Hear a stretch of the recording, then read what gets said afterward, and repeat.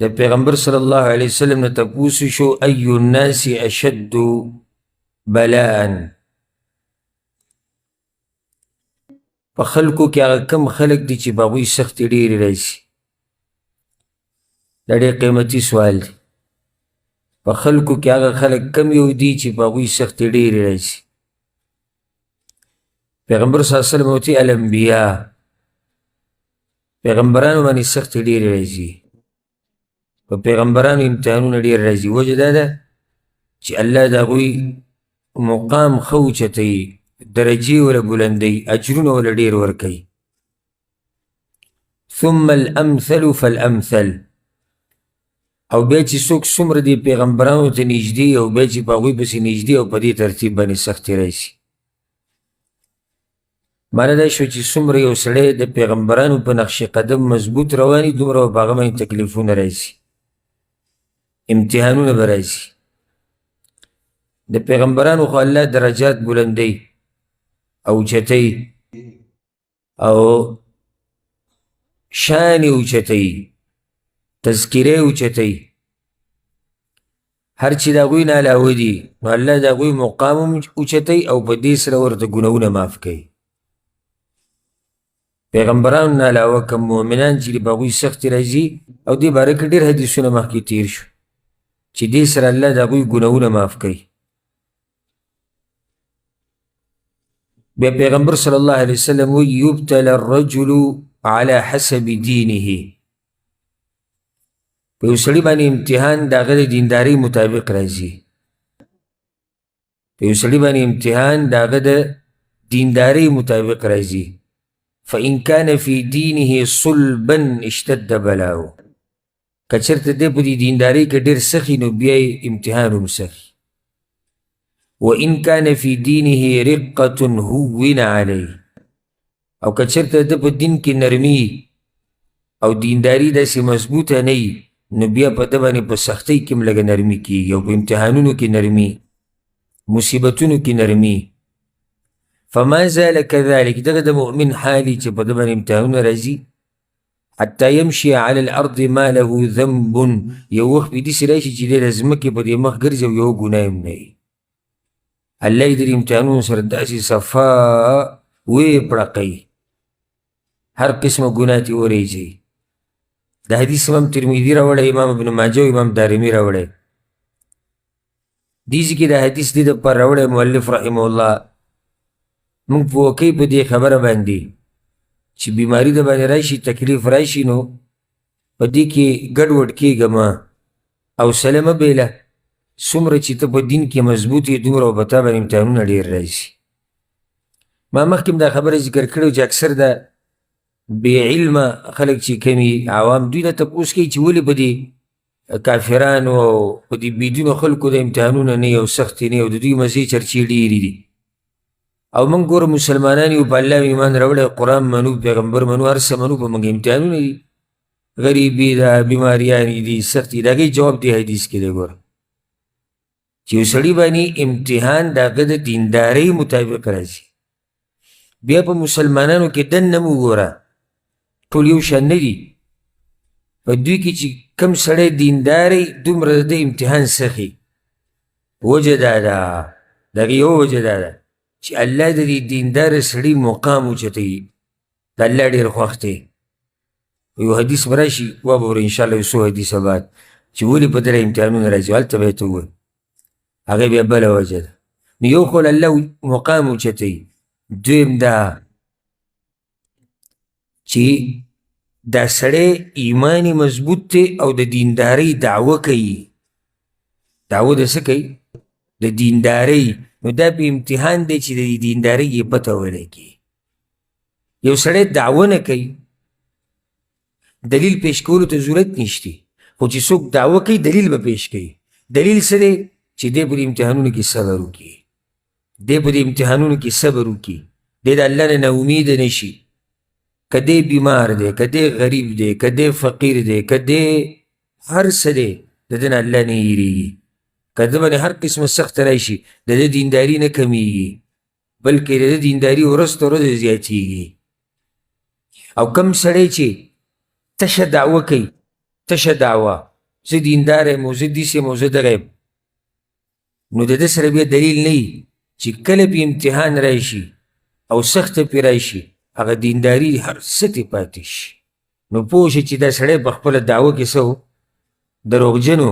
احسب الناس ان یترکوا ان یقولوا آمنا وهم لا یفتنون. الله وی ولې د خلکو څه ګمان دی چې دوی به په خوله ووایي چې موږ ایمان راوړی دی او زه به پې ازمیښتونه نه راولمه، زه به امتحانونه نه راولمه. امتحان خو راځي دی دپاره همدغه ایتونو کې الله مخکې وایي چې پته ولګي چې رښتینی څوک دی او دروغجن څوک دی، چې پته ولګي منافق څوک دی او مؤمن څوک دی. که چېرته دا امتحانونه او دا مصیبتونه نه وی نو موږ ټول ګورې د ښه دیندارۍ دعوه کوو. سم خیال دی؟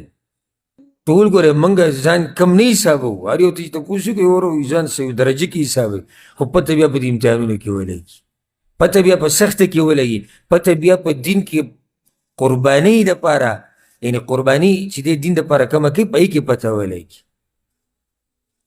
د پیغمبر صلی الله علیه وسلم په مجلس کې یو بعض منافقان ناست او دا خبرې یې کولې، ارمان چې د جهاد د ایتونه نازل شوې، د جهاد اجازت میلاو شوې او د دې کافرانو د سټونه مو ووایل. صحابه کرام چې کوم مؤمنانو هغوی به مو ویروي، څه ناشنا ایمان دی دوی. ارمان د څه کوي؟ ارمان د جهاد کوي، ارمان دوی د دشمن سره د ملاقات کوي د الله د رضا دپاره. څومره اوچت خلک دي. الله سورة التوبه او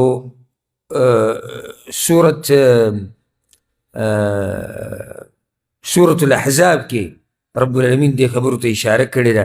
حاصل دا خبرو دا دی الله وایي چې کله ایتونه زما نازل شو د جهاد په باره کې نو په دوی باندې داسې حالات رالو لکه د مرګ څنګه چې پرې راشي، دا خوارې سترګې اړولې راړولې او بیا د مجلس نه وتښتېدو او ان بیوتنا عوره.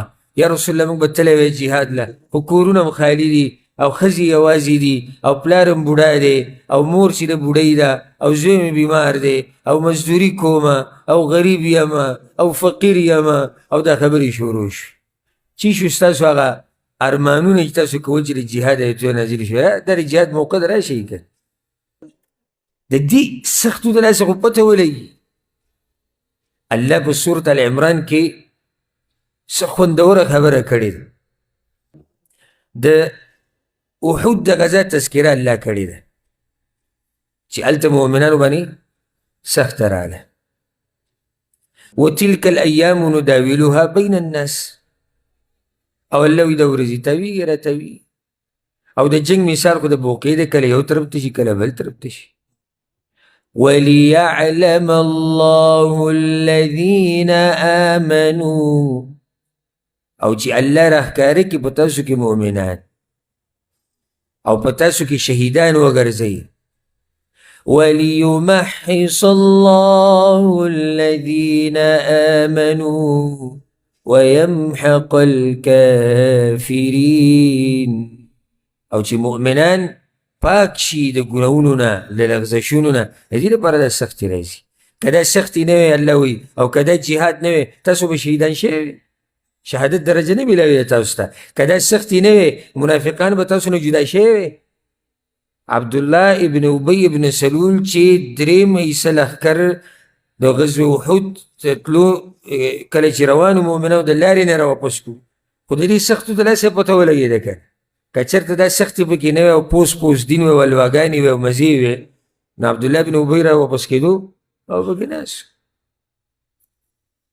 نو داسې په دې مؤمنانو کې هم شتي مسلمانانو کې کمزوري مسلمانان چې بس لوی خبرې به کوي، غټې خبرې به کوي، خو چې کله عین موقع راشي نو بیا به ویې یاره وایي چې الله سم مال راکړي که نه او ویې لګوي او بیا ول الله مال ورکړي. الله اکبر. او بیا دی وایي یاره به قرضې ډېرې وي او بس مسلې ډېرې وي او دا ډېر نو تا خو ارمانونه کول. یاره چې بس دا بعضو دا ارمانونه کوو که نه هغه تېر شوي کال کله چې هغه جوماتونه بند رمضان کې وی ارمان چې جوماتونه کولاو به او تراویح به او تهجد به دې کال نه کولاو، دې کال نه کولاو. کوم ځای کې و هغه ارمانونه چې کول چغې ووایل. دا دا امتحان نه دی او دا سخته. په دې کې د مؤمن دا صفته ولګي که نه، او د رښتیني او د دروغجن. د پیغمبر صلی الله علیه وسلم مجلس ته به مؤمنان هم راتلو، منافقان هم راتلو. د منافقانو به څه پته لګېده چې دا منافقان دي، منافقت خو زړه کې. نو هغوی به د پیغمبر صلی الله علیه وسلم سره دا مشورې او خبرې او تپوسونه دا به یې ډېر کول، تنګ کړی و. او دا کم سړی چې د کار نه وي دی ګړلیږي ډېر، د خبرې ډېرې کوي. نو هغوی به داسې د مجلس کې پیغمبر ته نږدې ناست او جي داسې او جي دا او جي دغه او داسې تنګ کړی و. عرش والا رب خو دې انسانانو په هر حال ښه پوهېږي او په هره خبره ښه پوهېږي. هغه ایتونه نازل کړو: يا أيها الذين آمنوا إذا ناجيتم الرسول فقدموا بين يدي نجواكم صدقة. ایمان والو واورئ، د نن نه بعد چې څوک هم د پیغمبر سره خبره کوي، ملاقات کوي، تپوس دې کوي، مخکې به صدقه ورکوي، بیا به خبرې راشي. څه ناشنا امتحان الله راوست. اوس اوس به پته ولګي چې دې کې څوک دي او څوک نه دي. درې قسمه خلک وو بیا: غریبانان، مؤمنان، د هغوی د زړونو نه یو الله خبر. زړه به یې کېدو د پیغمبر مجلس ته، خو هلته به څه و نه چې ورکې سترګو کې به اوښکې وي، ژړل به. او دویم هغه مؤمنان چې مالدار وو، د هغو سره رسېدو صدقه به ورکړي، را به شي پیغمبر صلی الله علیه وسلم. علي بن ابي طالب صدقه ورکړه او راغلی. څنګه چې د آیت نازل شو، علي بن ابي طالب صدقه ورکړه، راغی د پیغمبر صلی الله علیه وسلم نه په یو ځای لس تپوسونه وکړو. منافقان وایي موږ د سره راځو. دا دي ګوره هغه چې مجلس کې ډېر ناستي او ډېرې خبرې او غټې قصې او موږ دا او موږ دغه پته یې ولګېد. دا آیت الله ګوره لږ ساعت له یعنې امر کړی چې په دې عمل وکړي، بیا منسوخ کړو. په دې آیت باندې صرف علي بن ابي طالب رضی الله عنه عمل کړی په دې ټول امت کې. هغه پیسې صدقې ورکړه او بیا راغی پیغمبر صلی الله علیه وسلم خوا، او بیا لږ ساعت بعد آیت منسوخ شو. صرف الله راښکاره کول چې وګورئ هغه رښتیني، وګورئ دروغجن، وګورئ منافقان او وګورئ مؤمنان. دا دي نو په سختو کې د ایمان پته لګي، په سختو کې د کردار پته لګي، په سختو کې د اصلیت پته لګي، په سختو کې د اخلاقو پته لګي، په سختو کې د خوی پته لګي، په سختو کې د سړیتوب پته لګي، په دې سختو کې د هر څه پته لګي. کله چې د عمر بن خطاب رضی الله عنه په مخ کې یو کس صفت کوي، ډېر ښه سړی دی، فلانی وایي څه دی، ډېر ښه سړی دی. هغه ورته دومره صفتونه ولکې چې ته ګاونډي پاتې شوی که؟ هغه وایي نه. وایي سفر دې ورسره کړی دی، په مسافرۍ کې ورسره یو ځای وي؟ وایي نه. لین دین دې ورسره راغلی د مال؟ وایي نه. نو بیا داسې صفت کې دا درې خبرې چې د چا سره راشي د اصلیت پته بیا لګي. یو سړی چې د ګاونډي شي که نه ډېر وخت له د پته لګي. یو سړی تا سره ملاقات وکړي 15 منټو، له 15 منټو هر سړی ښه سړی دی، سم خیال دی. خو چې د کلونو ګاونډي دي شي دې طرف ته، د ده پته لګي چې دا کم څومره اوبو کې دی، او چې په سفر د سره روان شي په لاره. ځکه سفر کې سړی ستړی کېږي، دا سړی تنګ شي، نو دا سړی چې تنګ شي د ده خوی راښکاره کېږي، نو پته به یې ولګي چې دی اوس څومره اوبو کوي چې دا خوی راښکاره شي. یو نیم سړی به ډېر خوږ خوږ کېږي چې په سفر روان شي، 100 کیلومیټر سفر به دې کړی نه، دی به خړتم رواج شي. او بس یاره که توبه او تاسو تپوس ونه کړو، تاسو ګاډی ونه درو، هسې خبرې به جوړوي. دا اوس د ده پته لګي طبیعت یې ګډوډ شوی. او یو نیم سړی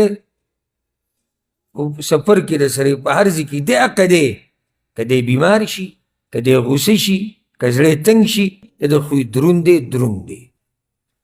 نو پته په څه کې لګي؟ په سختو کې. او ځکه دا فایده ده که سفر ته په عربۍ کې سفر ولې وایي؟ ځکه چې د سفر کې لغوي معنی عربۍ کې دا پرته ده راښکاره کول. نو علما وایي سفر د سړو اخلاق راښکاره کوي. سفر څه راښکاره کوي؟ د سړو اخلاق. یو سړی تا سره چیرې کې ملګری سهار ورسره ملاوېږي، ماښام ډېر ښه سړی دی، او بیا چې هغه د سعودي عرب ته راشي یا بل ملک ته راشي او ته ورسره هلته یې، ته ورته څه خوشحاله یاره دا هغه زموږ ملګری راغی، دلته یې بیا پته لګي. لږ صبر ورته وکړه. دلته به د پته ولګي چې د اوس څومره اوبه وکړي. هلته کلي کې خو تا سره به چې د سکول کې یو پیر میلاوي شوی، مدرسه کې به رسره میلاوېدو، کرکټ به رسره کولې، لوبې به یې کوو. ته د هغې په بنیادي صفتونه مه کوه چې دی راشي او حالات لږ سخت شي بیا به یې پته ولګي چې دی څومره اوبه وکړي.